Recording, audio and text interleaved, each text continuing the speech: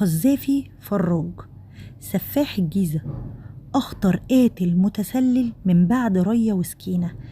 قتل وانتحل شخصيات وكان عايش بين الناس ومحدش يعرف عنه أي حاجة. الغريبة إن اللي كان بيتعامل معاه ما كانش بيشك في سلوكه أبدا، لأنه كان بيتعامل مع كل جيرانه ومعارفه بطيبة قلب واسعة.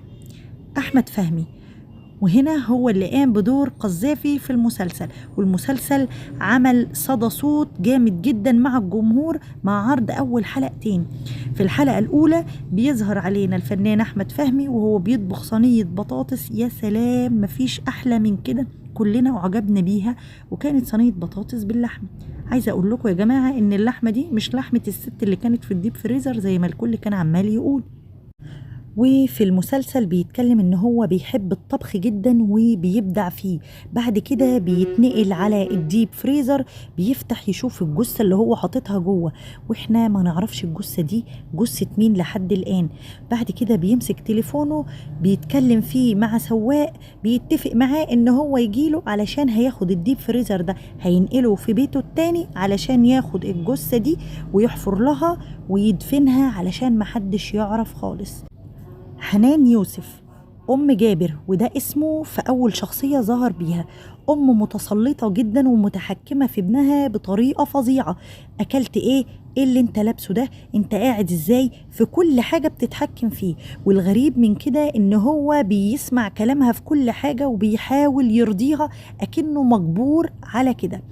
بعد كده بننتقل للفنان صلاح عبد الله اللي هو صاحب مصنع كبير جدا بتاع ملابس، ويوسف الشخصية التانية ليه عامل نفسه حبيبه، وقال بيديله نصايح في كل كبيرة وصغيرة، وان هو اللي بيطلعه من اي حاجة هو بيقع فيها. طبعا الفنان صلاح عبد الله ما يعرفش ان يوسف ده على علاقة غير شرعية مع مراته. وهنا بتظهر الفنانة راكين سعد بشخصية زينة اللي أحمد فهمي واخدها وحابسها، ولحد الآن مش عارفين هو حابسها ليه، بس تقريبا كده هو بيحبها علشان كده هو حابسها في المكان دوت ومحدش يعرف عنها اي حاجة، وهي مفهمة اهلها ان هي سافرت برا البلد. وبعد كده بيظهر الفنان باسم سمرة، وده ضابط بيحقق في قضية مجهولة، ان الفندق اللي كانت نازلة فيه زينة وصاحبتها لقوا فيه دم في الأوضة اللي هم كانوا قاعدين فيها، وهم هربوا من غير ما حد يعرف عنهم اي حاجة. وبيبتدي هنا يدور على الشخصية اللي كانت ساكنة في الأوضة دي، وبيظهر محيي اللي هو الشخصية الثالثة. وفي نهاية الحلقة الأولى بيذبح نجلاء اللي قامت بدورها الفنانة جيهان الشماشرجي اللي كانت عشيقته، اللي هي كانت مرات الفنان صلاح عبد الله، وقعدت تستنجد بيه علشان خاطر ما يموتهاش، بس طبعا ولا حياة لمن تنادي. وبعد ما موتها راح باعت رسالة من تليفونها لجوزها صلاح عبد الله ان هو يجيلها بسرعة علشان يلبس التهمة ليه. وبعد كده طبعا جت الحكومة علشان يحققوا في الجريمة دي، وبيستنكر صلاح عبد الله ان هو قتلها لحد ما لقوا السكينة اللي هو ذبحها بيها ورماها. وهنا قال صلاح عبد الله دليل براءتي ظهر. وبعد كده بيروح لزينة اللي هي أخت مراته اللي هو خاطفها وحابسها، وبيعمل طبقين خضار سوتيه باللحمة. ياه مفيش بعد كده، قد ايه انت سفاح وحنين. وبتظهر هنا أخت مراته مربوطة بسلسلة في رجلها، بتقوله هي بتوجعني جدا بس بحبها. وبعد كده بيقعدوا يفتكروا هما الاتنين المواقف اللي حصلت ما بينهم من 4 سنين فاتت، وطبيعة العلاقة اللي كانت ما بينهم، وان هو كان بيحبها بس هي ما كانتش بتحبه وكانت رفضاه، فقرر عشان ينتقم منها ان هو يتجوز اختها سلمى اللي قامت بدورها داليا شوقي.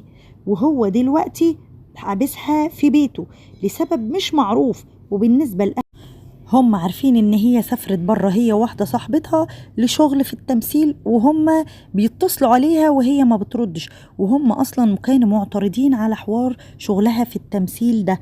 بعد كده هي بتقوله ان هي مخنوقة جدا ونفسها تطلع البلكونة بره وبتحاول تهرب منه، بس هو بيمسكها هي بتضحك عليه وبتقول له أنا كنت بشوفك أنت بتحبني قد إيه.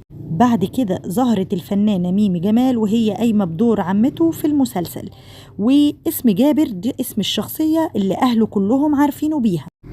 وحصلت خناقة بين أمه وعمته، عمته ضربت أمه بالقلم وبعتت جابته وقالت له لازم تخلص منها، دي مدت إيديها عليا. وهو قاعد يقول لها ما تزعليش نفسك وحقك عليا، بس كان بيرقد لعمته إن هو هيخلص منها. هنا كان بيشتغل شغل غير شرعي، لأن كان في واحدة من قرايبه بتعرض عليه إن هي تديله مبلغ من فلوس علشان يشغله لها. بعد كده تظهر سلمى مرات محيي اللي هي قامت ببطولة الدور داليا شوقي، واللي بتفضل تعاتب فيه بسبب غيابه وإن هو مش بيسأل فيها، ولما بيرجع بيفضل يدور بس على الفلوس اللي معاها. وقالت له الضابط عايزك اللي بيحقق في قضية أختي اللي احنا مش لاقيينها. وهنا هو بينكر خالص معرفته بأختها وإن هو شافها أو يعرف عنها أي حاجة، وفعلا راح للضابط علشان يشوف كان عايز منه إيه. وبعد كده بيروح دار المسنين لعمته اللي اتخانقت مع امه، وعمال يقول لها ما تزعليش منها وانتوا الاتنين كويسين، انا مش عارف انتوا ما بتحبوش بعض ليه. وهو كان بيرقد لها على ان هو يقتلها، وفعلا دخلها الاوضه وبيغطيها وكان بيضحك عليها وبيقول لها نامي وانا بكره هاجي اخدك ارجعك البيت هناك. واول ما حطت راسها على السرير راح ماسك المخده كاتم نفسها بيها. وبعد كده بيرجع المصنع تاني وبيروح يقول للناس اللي شغالين فيه ان صلاح عبد الله عمل له تنازل عن المصنع لحد ما يطلع من الضيقة اللي هو فيها، وبيبقى كده خد المصنع تحت ايديه.